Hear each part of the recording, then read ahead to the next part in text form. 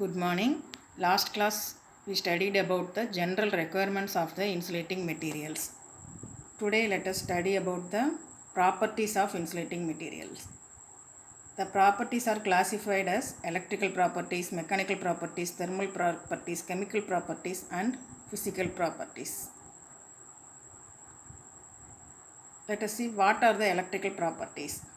The electrical properties are insulation resistance, dielectric strength, dielectric loss, dielectric constant, loss factor and loss angle. First we will see the electrical properties. Insulation resistance. We know the resistance is the property which resists the flow of electrical current. The insulation resistance should be high. It is of two types, volume resistance and surface resistance. Volume resistance is the resistance offered to the current which flows through the material. That is, through the volume of the material is called volume resistance. Surface resistance is the resistance offered to the current which flows over the surface of the insulating material.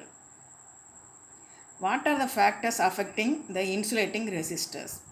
The temperature variations, exposure to moisture, voltage applied and aging are the factors affecting this insulation resistance. Next, dielectric strength. What is dielectric strength? Dielectric strength means how much it can withstand for the voltage. That is, it is the voltage up to which it can withstand without any damage.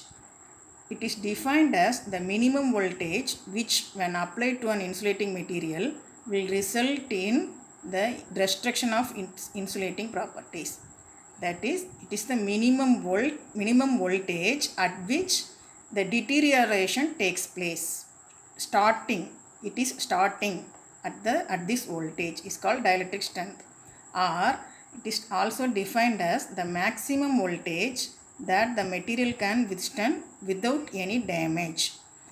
Its unit is kilovolts per unit thickness of insulating material. The factors affecting the dielectric strength are temperature and humidity. Next, dielectric constant. It is also known as permittivity. Permittivity means how much it permits the electrical energy through the dielectric material. That is, it is a measure of the ability of a material to be polarized by an electric field. It is also defined as the ratio of its permittivity to the permittivity of vacuum. That is, epsilon r is equal to epsilon by epsilon naught, where epsilon is the permittivity of the insulating material, epsilon naught is the permittivity of the vacuum. So the dielectric constant is also known as relative permittivity of the material. Next, dielectric loss. Definitely there is some minimum loss occurred in the dielectric material when we apply the AC voltage. This dissipation of energy is called dielectric loss. The factors affecting dielectric loss are frequency of applied voltage, humidity, temperature rise and voltage.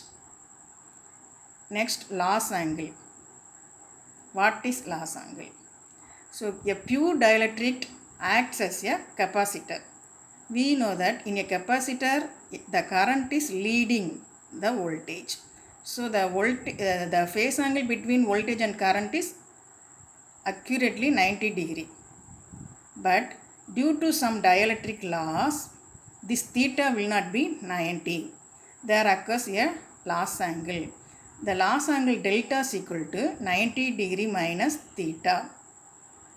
So this theta is the angle between voltage and current.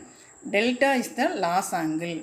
That is displacement current, angle between the displacement current and applied voltage. Then power factor or dissipation factor. It's also known as tan delta. It is a measure of power loss, that is dielectric loss in the insulation. It should be very low. It varies with temperature and usually increases with rise in temperature of the insulation. A rapid increase of this factor indicates danger.